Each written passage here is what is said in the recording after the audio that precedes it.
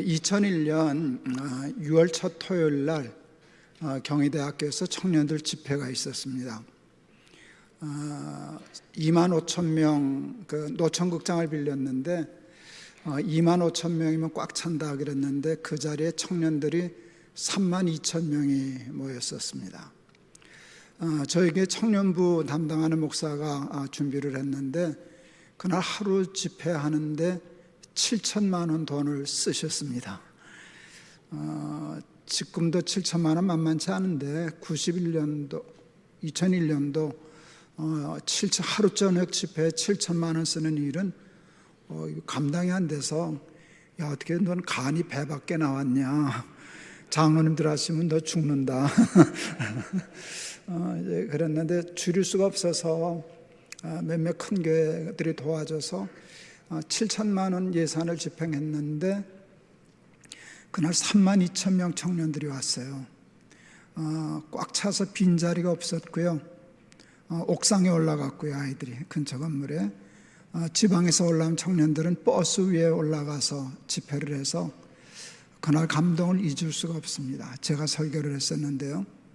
그날 제가 3시간 그 집회를 하면서 7천만 원 참 싸다, 이런 집회는 1억을 써도 아깝지 않겠다 하는 생각이 들었어요. 그리고 이런 집회를 1년에 10번만 할 수 있다면 나라가 살고 교회가 살겠다 하는 생각이 들었습니다. 제가 그때 동안교회라고 하는 교회 목회를 하고 있었는데 그때 마침 교회를 큰 예배당을 짓고 3,400평 예배당이니까 여러분 예배당도 큰데 꽤 큰 예배당을 지었었습니다. 교인들도 꽤 많이 모여서 한 5천 명 출석할 때였는데 갑자기 무슨 생각이 들었는가 하면 이제 그만 은퇴하고 사임하고 새로 개척해서 청년들 전도 집회하러 다니면 좋겠다 하는 생각이 들었어요.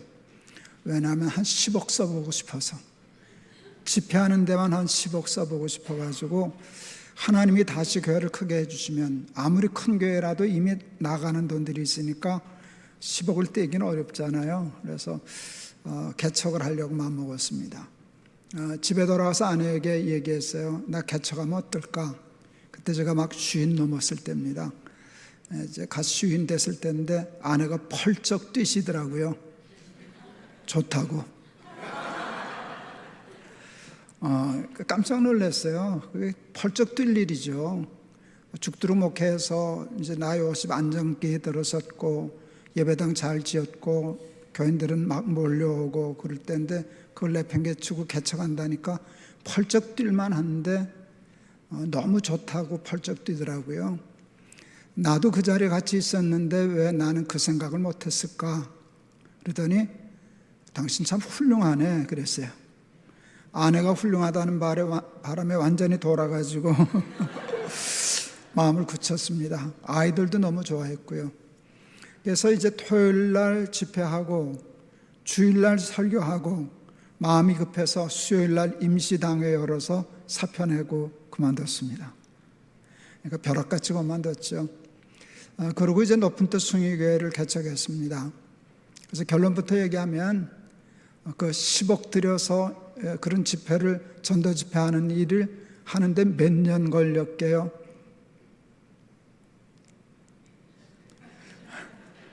1년도 안 걸렸습니다. 1년 만에 그걸 하나님이 하게 해주시더라고요. 뜻을 거기다 정하고 하나님이 좋게 생각하시니까 그걸 1년 만에 할 수 있었습니다. 그래서 그냥 교인들 쓰러 보내주시고 또 다른 데 돈 안 쓰고 거기만 집중해서 그래서 찬양팀 유급으로 다, 엔지니어까지 다 유급으로 하고 음향 장비 트럭 2대 싣고 전국 사방을 다니면서 집회를 했는데요.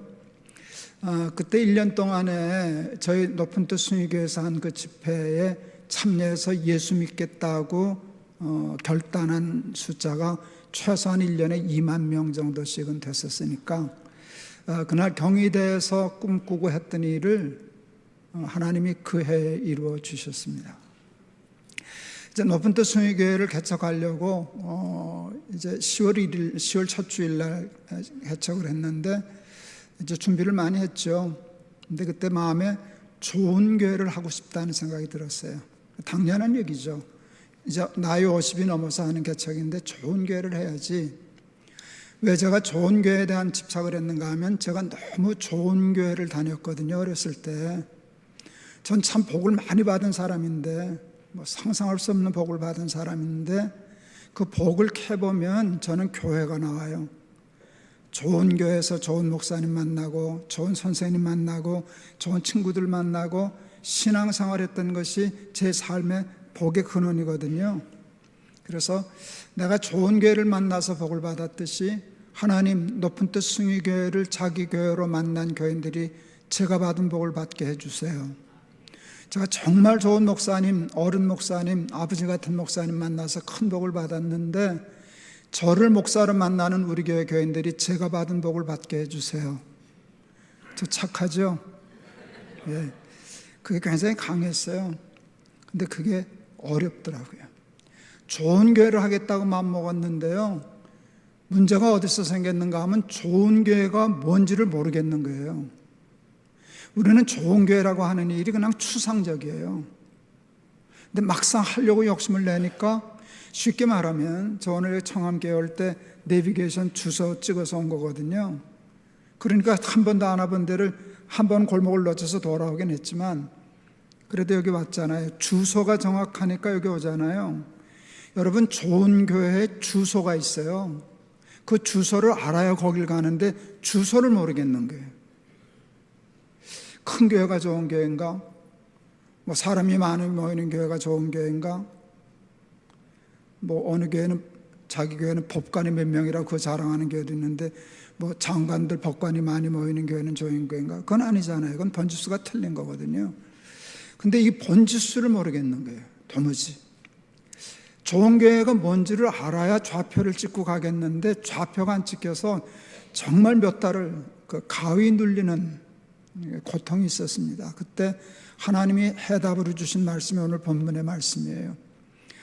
베드로의 신앙 고백, 우리가 다 잘 알죠. 주는 그리스도시요 살아계신 하나님의 아들이십니다 라는 신앙 고백에 예수님 뭐라 그러시는가 하면, 내가 이 반석 위에 내 교회를 세우리니 음부의 권세가 이기지 못하리라. 다 아는 말씀이거든요.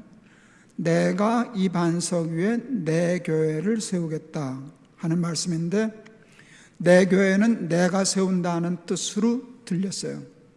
내 교회는 내가 세운다. 내 교회를 내가 세운다 그랬잖아요. 그럴 때 예수님 꼭 그러시는 것 같았어요. 네가 왜 걱정하냐? 내 교회는 내가 세우지. 그때부터 풀리기 시작했어요. 좋은 교회는 사람이 세우는 교회가 아니다. 예수님이 세워주시는 교회가 좋은 교회다.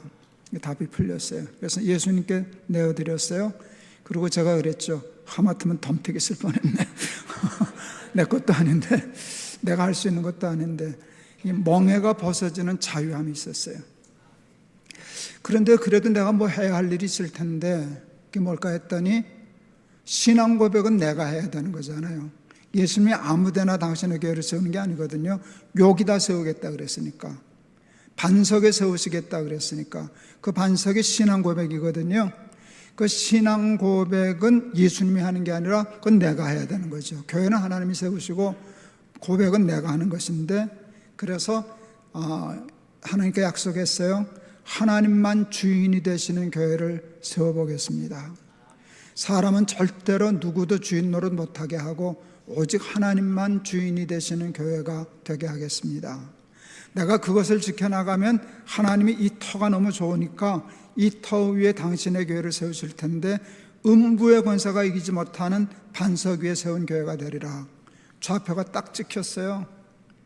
그래서 우리 높은 뜻 숭의교회 시작할 때 교회 표어는, 목회 철학은 하나밖에 없어요. 하나님이 주인이 되시는 교회. 하나님 주인이 되시는 교회. 하나님이 주인이 되시는 교회가 되게 하기 위해서 6가지 구체적인 실천 목표를 세웠습니다. 첫째는 신령과 진정으로 하나님께 예배하는 교회. 왜 예배가 중요한가 하면은요, 예배만큼 하나님이 주인이 되시는 행위가 없거든요. 예배는 하나님께 드리는 거잖아요. 하나님께 기도하고 하나님께 찬양하고 하나님의 말씀을 듣고, 예배 행위가 하나님이 주인 되심을 가장 강화시키는 행위여서, 그래서 저희 교회는요, 개척하고 만 2년, 저희는 아까 1년에 10억 쓰는 교회 하게 해주시려고 급성장한 교회거든요. 저희가 석 달 만에 1000명 출석했으니까 교인들이 쏟아져 들어왔죠. 만 2년 됐을 때 우리가 3000명 출석했었어요. 교인이 3000명 출석할 때까지 우리는 예배만 드렸어요. 우리는 직분 임명하지 않았어요. 등록도 안 받았어요. 교구도 만들지 않았어요. 그냥 오는 대로 예배만 드리는 거예요. 2년 동안, 꼭 만 2년 동안 예배만 드렸어요. 직분 임명하지 않고 다 성도라고 불렀어요. 구역도 조직 안 했어요. 왜? 구역장 만들기 싫어서. 장자 들어가는 자리 만들지 않으려고. 그냥 교회는 예배 드리는 곳이다. 그래서 우리 목회자들도 예배에 이제 올인하고 마음을 다하고 뜻을 다하고 정성을 다하고 신령과 진정으로 하나님께 예배하는 교회. 근데 그게 적중했어요. 교인들이 굉장히 예배에 줄여 있더라고요. 그래서 우리 높은 뜻 교회는요, 교인들이 그냥 예배 드리는 게 좋아서 모이기 시작했어요. 저에겐 청년이 많이 모이는 교회였어요. 저희는 이제 어른들보다 청년이 더 많이 모이는 교회인데, 청년 예배에만 한 2000명 왔었으니까 괜찮죠. 명동역 3번 출구에서 남산 숭유여자대학까지 언덕바지예요. 가파른 언덕이에요. 거기를 주일날 한 2000명씩 예배 드리러 오는 거 보면 가관이에요. 장관이에요. 애들이 예배 드리려고. 예배 시간에 늦으면 뛰어요. 예배 시간 늦는다고 뛰어요. 그리고 다음 주일 예배 기대하고. 그래서 2년 동안 그냥 예배에 올인했어요. 그래서 사실은 예배에 필요한 모든 일에는 돈을 아끼지 않았어요. 음영에도 10억 이상을 썼었으니까 예배하는 데는 돈 아끼지 말자. 최선을 다해서, 그래서 신령과 진정으로 예배하는 교회 이렇게 됐습니다. 여기도 보니까 예배에 감격이 넘치는 교회, 굉장히 중요한 얘기. 저거 빼면 아무것도 없는 거거든요. 요즘 먹방 이런 게 유튜브 유행이더라고요. 근데 이제 저는 다행히 이렇게 먹는 데는 별로 그렇게 관심이 없어요. 그래서 식당 갈 때 어디 맛집을 찾아간다는가 이런 거 저는 잘 안 하는데, 그래도 제보로 식당을 찾으라면 저는 밥 잘하는 집을 찾아요. 정말 실력 있는 집은요, 밥을 잘해요. 근데 밥은 대충 해서 이렇게 담아놨다가 이렇게 꺼내주는 집은 그거는 인류가 아니에요.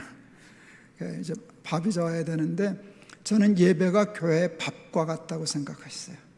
다른 프로그램도 중요하고 행사도 중요하고 조직도 중요하고 행정도 다 중요한데, 하여간 교회는 예배가 맛있어야 돼요. 그래서 예배, 왜냐하면 그렇게 되면 하나님이 예배를 받으시니까 그 교회는 하나님이 주인이시거든요. 그래서 예배의 생명을 걸었던 것이 적중했어요. 두 번째, 여러 가지 얘기할 수 있는데, 하나님이 주인이 되시는 교회가 되지 못하는 이유는 사람이 자꾸 주인이 되기 때문이에요. 우리에게는요, 선악과를 따먹은 원죄가 있어요. 누구에게나 있어요. 다 우리는 원죄를 가지고 태어나잖아요. 원죄가 뭔가 하면 선악과 따먹은 죄예요. 선악과를 따먹을 때 사탄이 뭐라고 유혹했는가 하면, 따먹으면 내가 하나님이 되리라. 네가 하나님이야. 하나님 시킨 대로 살 거 뭐 있냐? 내 삶의 주인은 너 자신이야. 먹고 싶으면 먹어, 따고 싶으면 따. 왜 하나님 보러 내 인생에 개입해서 이래라 저래라 하게 하냐? 내 삶의 주인은 너야. 이게 선악과예요. 그래서 사람은요, 정신 바짝 차리지 않으면요, 사람이 하나님 자리에 앉게 돼 있어요. 그러면 그 조직이나 교회나 또 교인이나 다 무너지게 되어 있어요.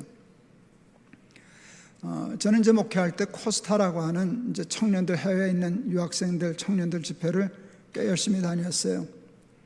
이제 좋은 강사들이 많이 와서 이제 강의를 하는데, 이제 박수웅 장로님이라고 아주 유명한 이제 마취과 의사인데, 그분은 약간 청년들 집회하고 설교하는 걸 더 좋아하셔요. 그 강의하는 일을 저도 제 강의 끝나고 앞에서 들었어요. 재미있는 얘기를 하시더라고요. 어느 날 목사 하나하고 장로 하나하고 집사 하나가 천당을 갔대요. 집사가 들어갔더니 하나님이 너무 좋아하시면서 신발도 안 신고 뛰어나와서 너 참 수고했다, 잘 왔다 하고, 그러니까 뭐 끌어안고 난리를 치셨대. 하나님이. 그래서 집사 하나 왔는데 저렇게 난리실까? 나 장로 들어가면 하나님 졸도하시겠네.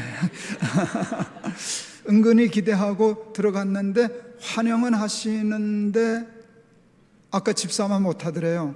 그래서 좀 상처를 받았대. 나 장로인데. 근데 내가 들어왔다네요, 목사가. 그래서 또 긴장했대요. 이제 김 목사 들어오면 하나님 어쩌시려나. 그랬더니 저 자식은 어떻게 여길 다 왔나 그렇게 보시더래요. 그래서 마지못해 억지로 너 영케 잘 왔다, 잘 왔다. 그러고선 자리에서 일어나지도 않으셨대요. 그래서 너무 궁금해서 하나님 왜 아까 집사 왔을 때는 그렇게 그러셨는데 왜 김 목사 왔을 때는 일어나지도 않으셨어요, 자리에서. 그랬더니 하나님이 그러셨다는 거예요. 저 자식은 내가 자리에서 일어나기만 하면 자꾸 내 자리를 뺏으러 앉아가지고 난 무서워서 못 일어나. 그래서 아이들 다 웃고 무슨 못된 장로 같으라고 웃었는데요. 그게 저는 평생 잊혀지지가 않아요. 근데 그게 농담이 아니라 사실은 진담이거든요. 한국 교회는 성경에 보면 포도원 주인이 타국을 가면서 자기 포도원을 어떤 사람들에게 맡겼어요. 새로 주고 갔어요. 포도 즙자는 틀까지 다 주고 갔어요. 새만 내라고. 네 마음대로 농사지어서 남는 거 다 넣어가졌는데 새만 주고 가라 그랬더니 그게 자기 건 줄 알고 주인이 멀리 있다고 새도 안 바치고 아들을 보냈더니 아들까지 죽이고 그랬다는 유명한 예수님의 비유가 있잖아요. 지금 우리가 거기 다 걸려들어 있거든요. 당신의 양들 잘 먹이고 하나님께 신령과 진정한 예배하는 일을 막 우리 목사, 장로 또 직분자들에게 맡겼더니 교회가 점점 커지고 좋아지니까 자기가 주인인 줄 알고 깔고 앉고 하나님 무서워서 자리에 일어나지도 못하는 교회를 만드니까 교회가 커졌더니 교회가 약해졌거든요. 그래서 사람은 주인이 되지 못하는 교회를 한번 해보자 해서 정관을 만들었는데요. 저희 교회 정관은요 굉장히 치우친 정관이에요. 그래서 어디 가서 함부로 얘기하기가 불편해요. 그 얘기를 하면 멀쩡한 정관 가지고 있는 교회가 이상해지거든요. 사실은 우리가 이상한 교회인데 그래서 그건 얘기 안 하려고 그래요. 관심 있으면 한번 찾아보세요. 어디 들어가셨어요. 저희는 굉장히 이렇게 중앙에서 벗어나 있는 게 치우친, 아주 극단적으로 치우친 교회인데 왜 그런 제도를 만들었나를 물으면 답은 하나예요. 사람이 주인 될까 봐 그랬습니다. 사람이 주인 될 만한 것은 다 제외시켜서요. 우리는 제도적으로 이제는 그게 전통이 돼가지고요. 교회 문화가, 분위기가 사람이 주인 노릇하고 하면은 저 어느 별에서 온 사람이야. 그래서 우리 높은 뜻 교회는 아니네. 이런 정서가 될 만큼 이렇게 만들었는데 정관부터 해서 사람이 주인 될 만한 것은 다 차단해 버렸어요. 다 차단해 버렸어요. 성공을 했어요. 성공을 했어요. 근데 한 사람을 놓쳤다는 것을 나중에 알게 됐어요. 누구를 놓쳤게요? 저를 놓치죠. 언제나 그런 거예요. 장로님도 주인 노릇 못하게 다 막았어요. 권사님도 주인 노릇 못하게 다 막았어요. 연보 많이 하는 사람도 주인 노릇 못하게 다 막았어요. 근데 나를 못 막았어요. 나를 못 막은 걸 내가 몰랐어요. 저희는 이제 학교를 빌려서 예배를 드리는 게 있는데 주일날 예배만 드리고 이제 우리 2년 후에는 새벽 기도회도 하고 수요 예배도 하고 다 했거든요. 뭐 직분도 임명하고 그랬는데 그런 예배 드리기 위해서 이제 건물을 하나, 사무실도 있어야 되니까 건물을 임대해서 썼어요. 근데 거기가 명동 자락이잖아요. 명동에서 남산 올라가는 데니까 임대료가 되게 비싼 거예요. 그래서 무슨 계산이 들었는가 하면 이걸 매달 적지 않은 돈을 이렇게 세로 낼 바에야 차라리 은행 융자 얻어서 건물 하나 사는 게 낫겠다. 이자 물고. 그래서 마침 좋은 건물이 하나 나오길래 건물을 사기로 했어요. 그때 한 30억 정도 은행 융자를 받으면 살 수 있었어요. 근데 저희 교회가 그때 한 3천 명 모일 때니까 30억이 작은 돈은 아니지만 저희가 감당 못할 돈은 아니거든요. 그 1, 2년이면 갚을 수 있는 돈이니까 난 은행이 당연히 빌려줄 줄 알았어요. 근데 은행이 저희를 퇴짜 놓고 안 빌려줬어요. 2번이나 퇴짜 맞았어요. 제가 하도 이해가 안 가가지고 제가 그 담당 은행 직원을 만났어요. 왜 안 빌려주시냐고. 그랬더니 신용이 없다 그러더라고요. 우리 교회 보러. 이게 이해가 안 갔어요. 우리 교회 3천 명 출석해요. 1년 예산만도 몇십억이에요. 이거 1, 2년이면 갚아요. 그랬더니 그분 말이 안다는 거예요. 그 은행 직원이 그런 계산 안 하겠어요? 압니다. 그런데 우리 보러 신용이 없다니 그게 무슨 말씀입니까? 그랬더니 기가 막힌 말을 하셨어요. 그분이 젊은 직원인데 높은 뜻 숭의교회는 석 달 만에 1,000명 모였다죠. 예, 목사님 때문이죠. 아니라고 그럴 수는 없겠습니다. 한 사람 때문에 석 달 만에 1,000명 모인 교회는 그 한 사람만 삐끗하면 한 달 만에 무너집니다. 우리 돈 못 받습니다. 기가 막힌 말을 해요. 그래서 너무 전 또 감동을 잘하거든요. 그래서 멍했더니 이 양반이 내가 말귀를 못 알아들은 줄 알고 설명을 해 주시는 거예요. 예를 들어 목사님이 스캔들이 나신다거나 참나 스캔들이 나신다거나 죄송하지만 차 사고로 돌아만 가셔도 목사님 우린 돈 못 받습니다. 교회는 그날로 흩어집니다. 그 말이 맞았어요. 나는 몰랐는데 세상 사람은 높은 뜻교회 주인이 김동호라는 걸 다 알고 있구나. 김동호 한 사람의 좌지우지되는 교회라는 걸 간파하고 있었거든요. 제가 너무 감동을 하니까 이 양반이 자기 말에 그렇게 감동받는 사람을 처음 봤잖아요. 자기 말에 감동받는 것에 감동받아가지고 돈 빌려줬어요. 그래서 아주 좋은 건물 우리가 샀죠. 굉장히 좋은 건물을 샀습니다. 그날 제가 목표를 세웠어요. 높은 뜻교회 주인은 김동호구나. 나는 몰랐는데 세상 사람들은 다 아는구나. 그래서 그때 목표를 세웠어요. 높은 뜻 숭의교회에서 김동호 제거하기. 김동호 제거하기. 그리고 제가 제일 먼저 했던 일은 안식년을 떠난 것이었어요. 저는 사실 동안교회 있을 때도 안식년을 했었어요. 저희 교회 정관 중에 하나는요, 담임 목사는 6년 담임하면 반드시 1년 교회를 떠나야 해요. 안식년을, 그건 권리가 아니고 의무예요. 교회를 떠나라는 거예요. 근데 제 경험이 있어서 그랬어요. 제가 동안교회 있을 때 안식년을 하게 됐는데, 인간적으로 목회자적인 양심은 둘째치고 인간적인 양심으로도 도저히 안식년을 할 수 없는 타이밍이었어요. 왜냐하면 그때 교회 건축 중이었거든요. 3,400명 큰 예배당 질 때였다고요. 근데 그때 마침 IMF가 걸려서 초비상이었어요. 그때 담임 목사가 예배당 짓다가 지금 IMF 걸렸는데 나 몰라라 하고 안식년 가는 일은 말이 안 되는 소리죠. 근데 제가 안식년을 갔다고요. 장로님한테 안식년 간다니까 기가 막혀 말을 안 하시더라고요. 아니 무슨 목사가 때가 따로 있지, 아니 이 건축 중에 안식년을 갖겠다는 법이 어딨냐고 할 때 제가 이렇게 설명했어요. 안식년을 내가 만들었습니까? 성경에 있는 법인데 하나님이 그걸 왜 만드셨을까를 생각해 봤습니다. 근데 우리는 보통 안식년 하면 열심히 일한 당신 떠나라 하는 포상휴가 개념이 들어가 있어요. 근데 성경에 있는 안식년 개념은 그게 아니더라고요. 포상휴가가 아니에요. 6년 동안 열심히 농사 짓다 보면 지가 농사 지어서 사는지 하나님의 은혜로 사는지가 오락가락해요. 너 농사 짓지 않아도 너가 먹고 사는 건 나한테 달렸어.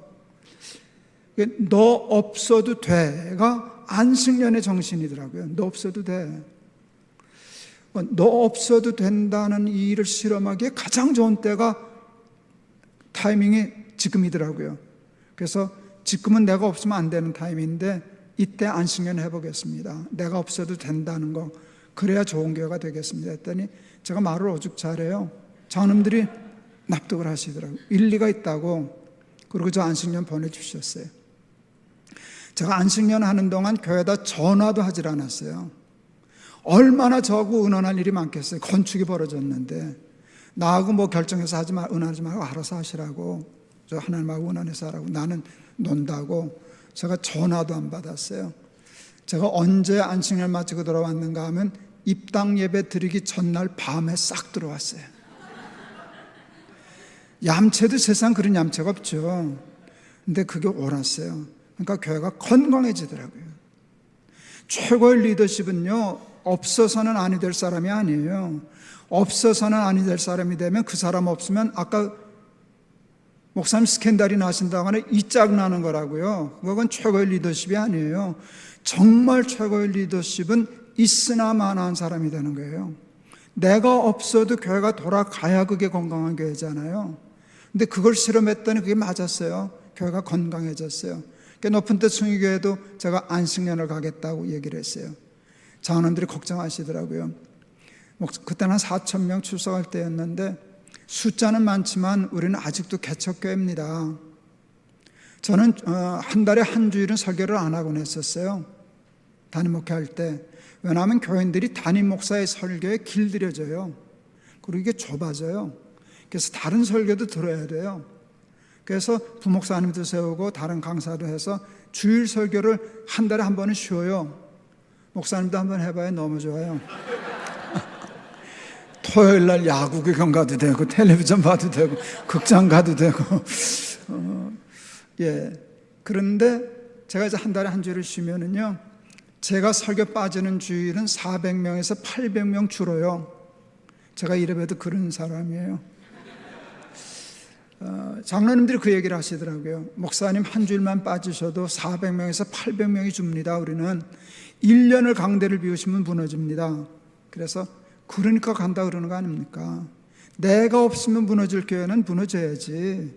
그러면 안 됩니다. 그래서 젖을 떼야 됩니다. 단단한 걸 먹을 수 있어야 됩니다.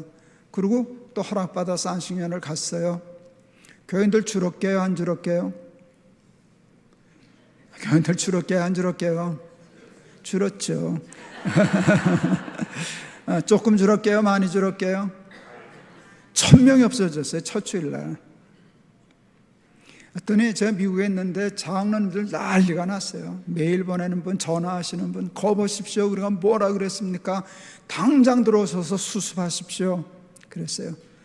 제가 답했어요. 제가 들어가면 수습되겠죠. 그런데 제가 들어가야만 수습되는 교회는 내 교회이지 하나님 교회 아닙니다. 그렇게 되면 그 교회는 건강한 교회가 못 됩니다. 내가 안 들어가서 무너질 교회는 무너지는 게 차라리 옳습니다. 다시 개척을 합니다. 그리고 버텼어요. 근데 하나님이 그것을 옳게 받아주셨어요. 1,000명 줄은 데서 딱 스톱하고 제가 1년 후에 들어갔는데 갔더니 다시 원상복구가 돼 있었어요. 그러니까 나올 때나 들어갈 때나 숫자는 같았어요. 근데 같은데 체질이 달라졌어요. 제가 나갈 때는 나 없으면 왔다리 갔다리 하는 그런 순두부 같은 교회였는데요, 제가 없어도 다시 회복되고 그 교세를 유지하고 되니까 아주 건강한 교회가 되었어요. 이제 동안교회 있을 때 젊은 집사 하나가 홍천에서 다니는 친구인데 하여간 교회를 정말 사랑해요. 꾸준일이란 꾸준일은 지가 다 해요.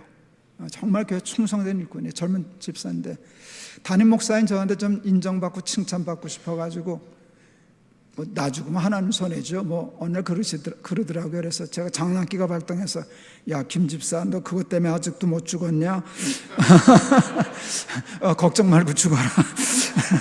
나 장례 전문이다, 너. 내가 영락교에 있다 왔지 않냐?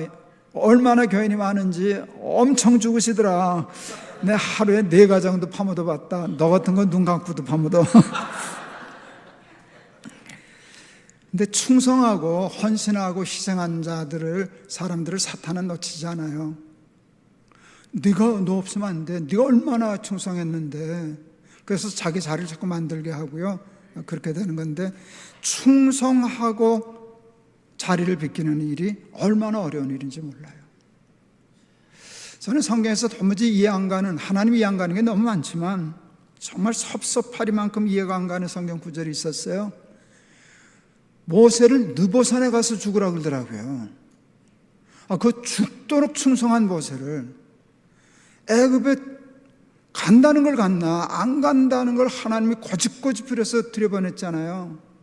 그리고 말 안 듣는 인간들 그 수십만을 40년 동안 광야에서 이끌고 얼마나 죽을 고생을 해서 가나안에 왔어요. 그렇게 되면 훈장 달아주고 타이틀 자리 만들어 가지고 테이프 커팅하고 딱 이렇게 박수 치고 들어가야 되는데 넌 못 들어가 그랬어요.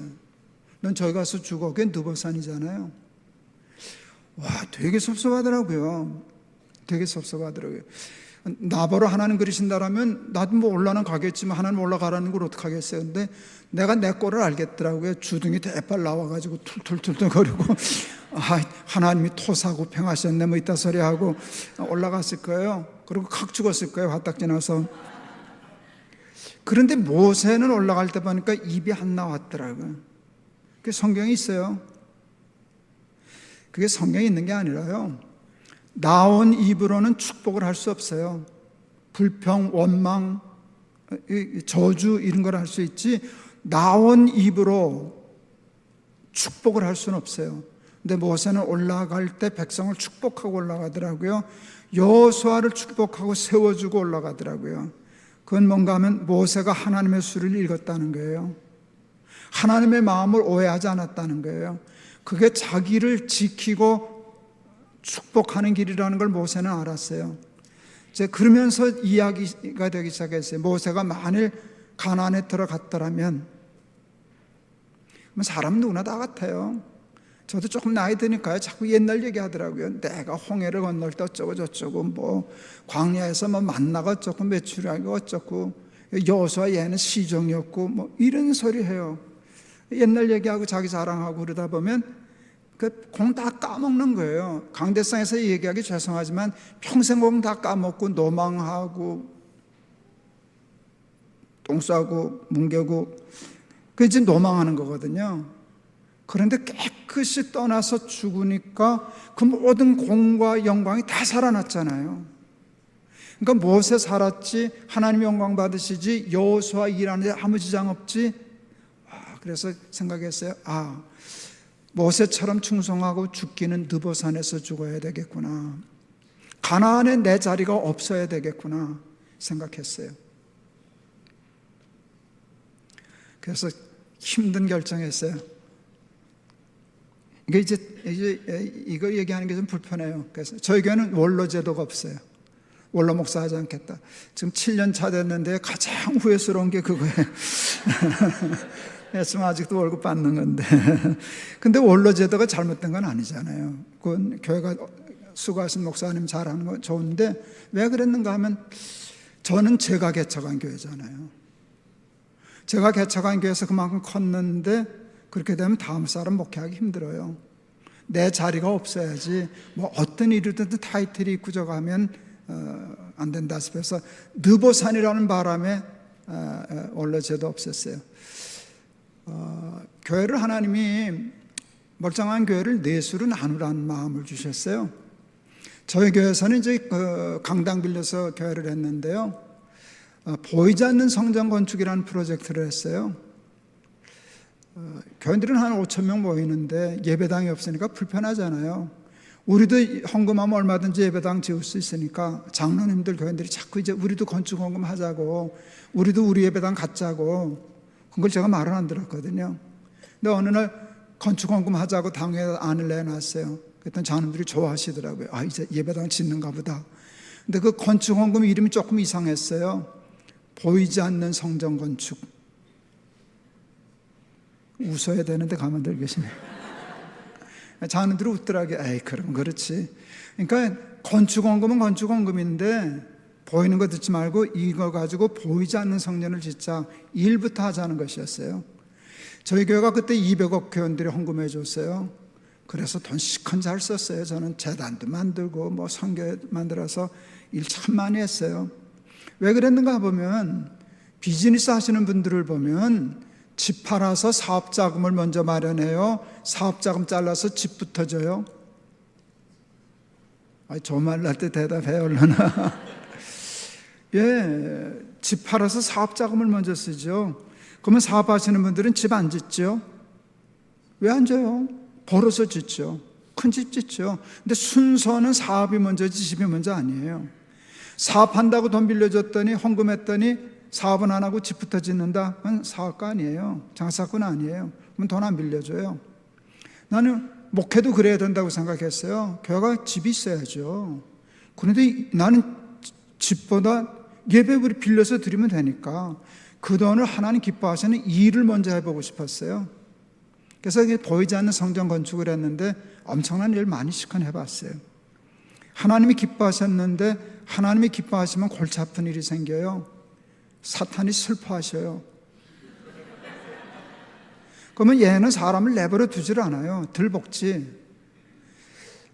우리가 보이지 않는 성전 건축을 하니까 학교가 어느 날 우리 보러 나가달라 그랬어요. 그때 5,000명인데 보이지 않는 성전 건축 200억 헌금이 우리한테는 있어요. 이걸 보이는 성전으로 바꾸치게 하면 돼요. 순서를 바꿔가지고 우리 예배당 지어서 해결하고 몇 년 후에 보이지 않는 성전 건축 하면 돼요. 내 생각으로는. 근데 그때 성경을 읽으면 안 되는데 성경을 읽으니까 골치 아픈 일이 생겼어요. 누가복음 9장 62절 쟁기를 잡고 뒤를 돌아다 보는 자는 하나님 나라에 합당치 않다. 하나님이 안 된다는 게 정확하게. 그래서 당회 소집했어요. 이게 하나님의 식이다. 우리가 아까 하나님이 주인이 되시는 교회를 할 때 6가지 중에 하나가 하나님의 식과 법을 고집하는 교회.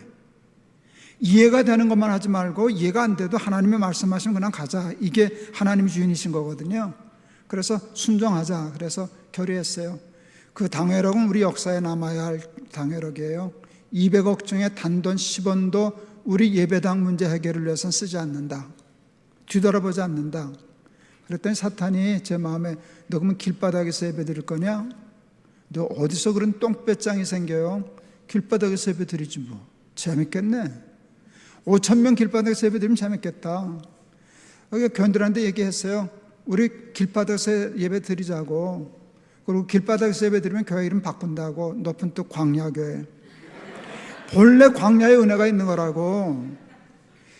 교인들은 긴가민가 맞는 것 같기도 하고 이상한 것 같기도 하고 그러는데 애들이 우리는 많잖아요. 청년들 예배 갔더니 애들 난리 났어요. 소리 지르고 박수치고 어느 날 울고 기도하는데 쫓겨나게 해주시옵소서. 이름 나면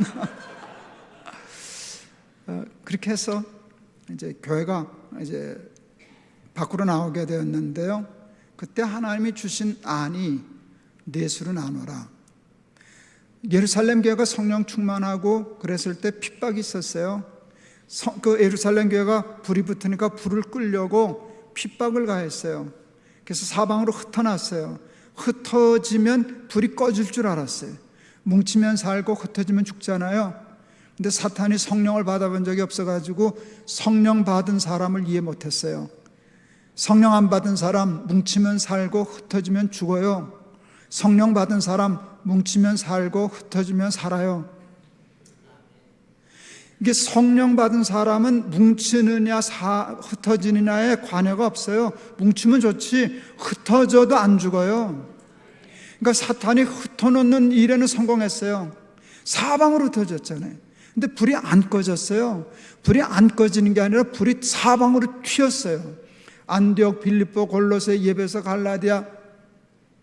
사탄에 막 콩콩 뛰었을 거예요. 내버려뒀으면 예루살렘만 불태우고 말았을 텐데 이거 잘못 건드는 바람에 천지사방이 불튀었다. 그게 내 머리를 쳤어요. 그러니까 어려울 때는 사방으로 튀는 거다. 사방. 그래서 5,000명 교인을 넷으로 나눴어요. 그래서 그때 교회 넷으로 분립하기로 했어요. 넷 중에 하나는 제가 그때 58살이었는데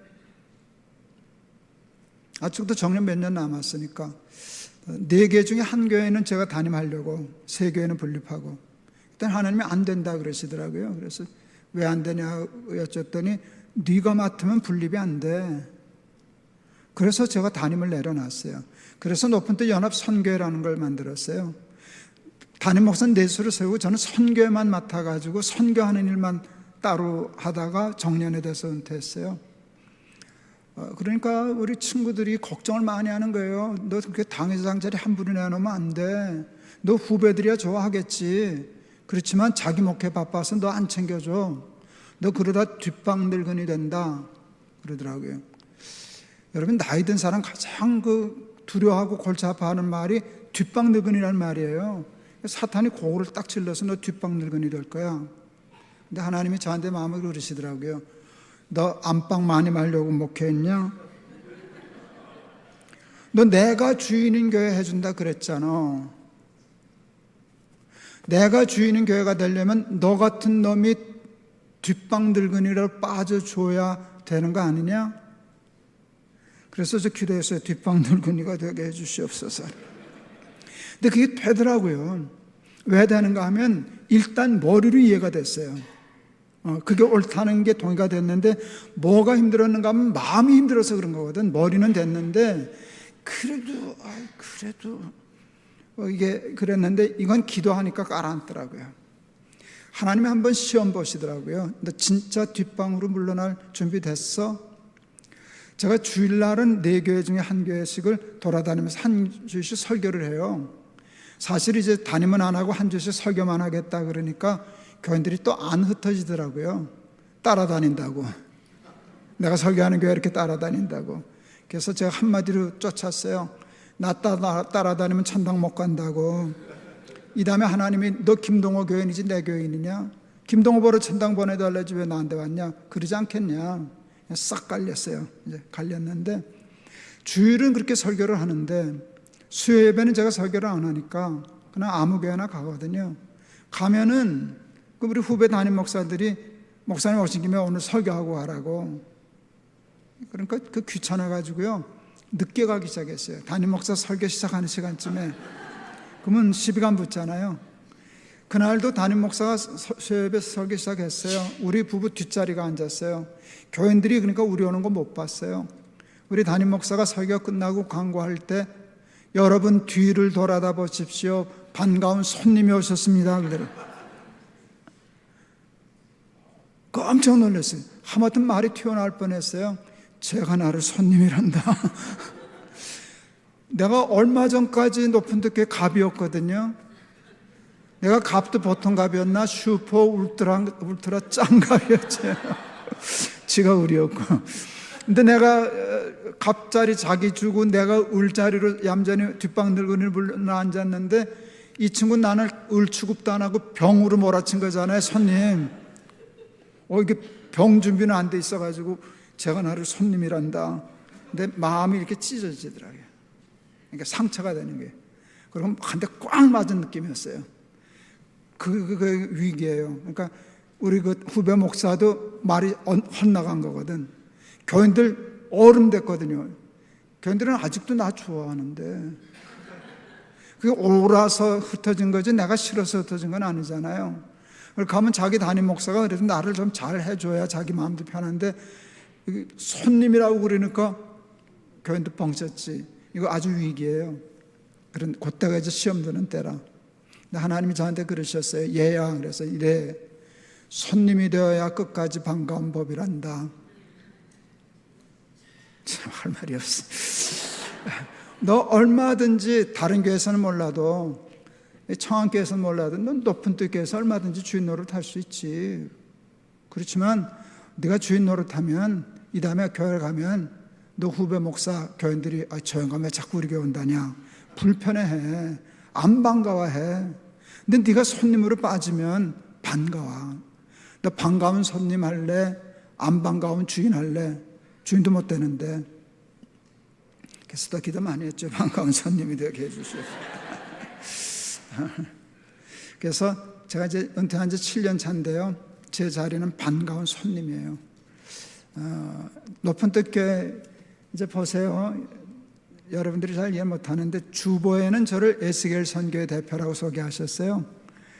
여기에는 높은 뜻 연합 선교회라고 썼어요. 그게 무의식 속에 사람들에게 있는 관념이에요. 아직도 높은 뜻 선교회에 김동호에 그게 있는 거예요. 느낌이. 근데 높은 뜻 연합 선교회 저 아무것도 없어요. 가지도 않고요. 자리도 없고요.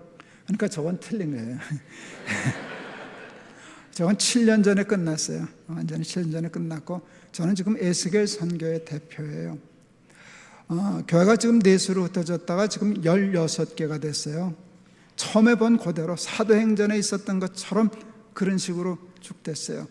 흩을 때보다 5천 명일 때 흩었는데 지금은 아마 10,000명 넘을걸요. 다 합치면. 교회가 한 16개쯤 되다 보니까 새로 오는 교역자들은 높은 뜻의 정신이나 역사나 전통을 잘 몰라요. 그래서 연초가 되면 1월 달이 되면은 모든 교회 교역자들이 모여서 2박 3일 수련회를 해요. 그래서 같이 친교도 하고 또 높은 뜻에 대해서 이야기도 나누고 그러는데, 저는 은퇴하기 몇 년 전부터 그 모임에 가지 않기 시작했어요. 빠지는 연습하느라고. 작년에 처음 갔었는데 몇 년 만에 갔는데 8년 만에 제가 갔어요. 은퇴하기 전에부터 안 가다가. 근데 제가 오라는데 자꾸 안 가니까 한 번은 그 교역자들이 모여서 수련회 하고 다 단체 촬영을 하거든요. 한 150명 정도 모여요, 교역자들. 볼만하죠. 근데 내가 앉던 자리가 있잖아요, 가운데. 그 자리에 누가 앉았더라고. 누군데 높은 뜻 하늘교회 부목사가 앉았어요. 그 부목사 이름이 김동호예요.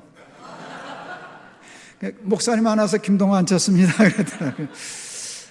이제 작년에 이제 참 오랜만에 목사님 높은 뜻의 역사를 좀 얘기해 주십시오. 이제 벌써 오래돼서 이게 교회는 16개나 되고 그래서 갔는데 너무 좋았어요.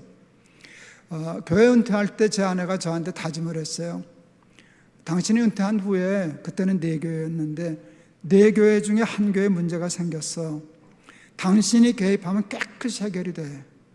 당신이 개입 안 하면 교회가 깨져서 무너질 수도 있어. 어떻게 할래? 그때 내가 개입 안 하겠다고 했어요.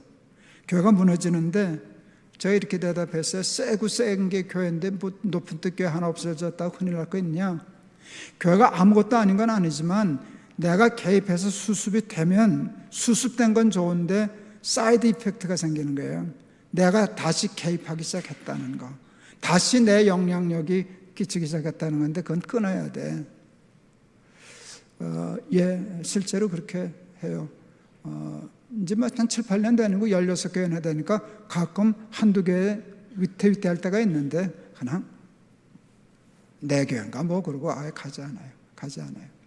그랬는데 교회가 무너지지 않아요. 그렇게 되니까 도리어 더 건강해져요. 우리 청암교회 주인은 누구십니까? 쉽지 않을걸요. 70몇 년 된 교회인데요. 그리고 굉장히 좋은 교회잖아요. 이렇게 되면요, 사탄이 내버려 두질 않아요. 그래서 여간만 조심하고 여간만 애를 쓰지 않으면 나도 모르는 사이에 하나님 자리에 가앉게 돼 있어요. 그래서 하나님이 의자 들고 돌아다니신다잖아요. 뺏길까 봐. 제가 잘 아는 모교회에 참 목사님 훌륭하셨어요. 은퇴하셨어요. 이제 목사님, 이제 원로 목사님도 되시고 그러셨었는데, 목사님이 은퇴하신 후에 새로운 목사님이 오셔서 예배당을 허물고 예배당을 새로 건축했어요. 근데 내가 제 생각은 좀 달랐어요. 그걸 왜 멀쩡한 걸 허물지? 교육관이나 하나 짓지. 그거 굉장히 좋은 설계 사무소에서 지은 좋은 건물인데 아까웠어요. 제가 우리 목사님 저를 아들같이 생각하시는 분인데 같이 점심 먹다가 그 교육관에는 하나 짓지 멀쩡한 예배당을 허물고 그랬어요. 제가 예상하는 대답, 다른 사람한테는 얘기 안 하셔도 나한테는 글쎄 말이다, 그 친구가 왜 그런다냐. 저하고는 그런 사이거든요. 그러니까 무슨 얘기할 때 되게 예상하고 말하잖아요. 근데 엉뚱한 얘기를 하시더라고요, 목사님이. 내 교회인가 뭐. 남이 들으면 오해하시겠더라고요. 상처받아서 난 이제 상관 안 해. 뭐 죽이 되든 밥이 되든 내 교회 아니야. 그 뜻이 아니었어요. 나는 이제 교회를 은퇴했기 때문에 교회를 세울 능력은 없어. 나 아냐? 나는 아직도 교회를 흔들 힘이 있어.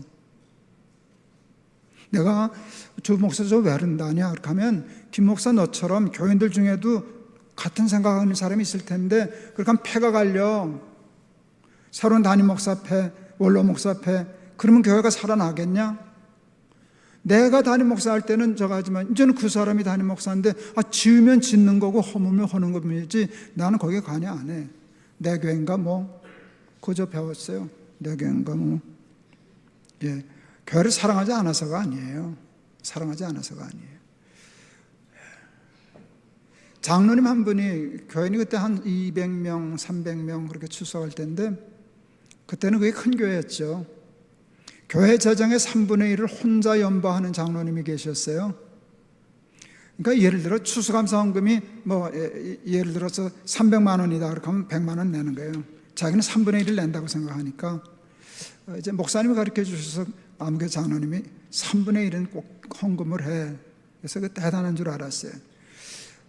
제가 그게 주일학교 출신이거든요. 근데 그 주일학교 출신인데 저를 잘 키워주셨어요. 제가 20살 때 교회 학교가 교사가 한 50명 되는 큰 교회였는데 거기 총무일을 맡기시고 거기서 제가 나중에 교육전도사하고 그 장로님이 부장 장로님이셨어요. 부장이 나서지 않고 20살짜리 총무 앞세워서 모든 일을 다 하게 하고요. 저는 이제 일을 하는데 아주 뭐 생각이 많은 사람인데 교회가 돈을 안 줘서 일을 못 하는 거예요. 교회가 돈이 없으니까. 여름 성경학기도 하고 싶은 일이 많은데 돈이 없어. 그러면 장로님이 자기 회사를 불러요. 그래서 묻지도 따지지도 않고 돈을 뭉태기로 주머니에 넣어줘요. 하고 싶은 거 다 해봐요. 원 없이 일을 했어요. 또 그러면 우리는 죽기 살기로 하거든요. 우리 선생님들 후배들 모아가지고 하면 차 타고 와가지고 갈비집 데려가서 거기 시컷 먹이고 그러니까 사기 충천하고 그때가 아마 참 제일 전성기였던 것 같아요. 제 목회. 어느 날 제가 교육전도사 때 당회에 건의할 일이 하나 있어서 장로님한테 부탁해서 전 당회 못 가니까 장로님이 당회 가서 이거 좀 얘기해 주세요. 근데 내가 머리가 좀 되잖아요. 교회 재정의 3분의 1을 연보하니까 발언권이 세시겠어요? 약하시겠어요? 그 장로님 통하면 된단 말이에요. 나를 정말 친동생처럼 하고 그러는 분이니까 또 이게 옳은 아니고 장로님 가서 좀 얘기해 주세요. 그랬더니 평생 잊을 수 없는 얘기해 주셨어요. 김전도사님 내가 허물없고 가까우니까 얘기를 하는데 내가 연벌 좀 많이 하잖아. 그래요. 좀 많이 하나 되게 많이 하시죠. 그래서요. 그래서 나 당해서 말 안 해.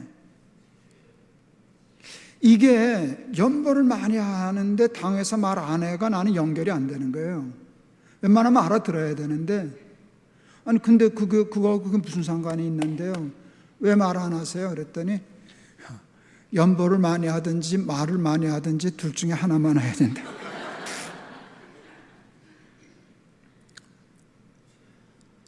은퇴하시고 내교인가 뭐 하는 목사님. 은퇴사 23년 목회하고 은퇴하시는데 은퇴사 10분 하시더라고요. 누가복음 17장 9절 명한 대로 행하였다고 종에게 살해하겠느냐. 우리는 다 무익한 종이라 마땅히 하여야 할 일을 한 것뿐이니이다 할지니라. 그리고 인사하고 가셨어요. 깨끗이 떠나셨어요. 소름이 쫙 끼쳤어요. 저 31살이었어요.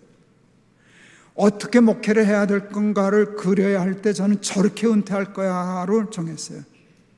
35년 벼르다가 2016년 마지막 주일날 그 말 그대로 하고 나도 은퇴했어요. 제가 그래도 제자가 선생보다 조금 나아야 되지 않아요? 발전적으로. 그래서 저는 은퇴식을 안 했어요. 은퇴식도 안 했어요. 그냥 예배 설교하고 그냥 꽃다발 하나 받고 그러고 끝냈어요. 퇴직금 주는 거 10원짜리까지 정확히 다 받고 예, 그러고 인사하고 끝냈어요. 근데 그렇게 끝냈더니 그런 어른들이 계시고 연보를 많이 하든지 말을 많이 하든지 그게 저한테 얼마나 큰 충격을 줬는지 몰라요.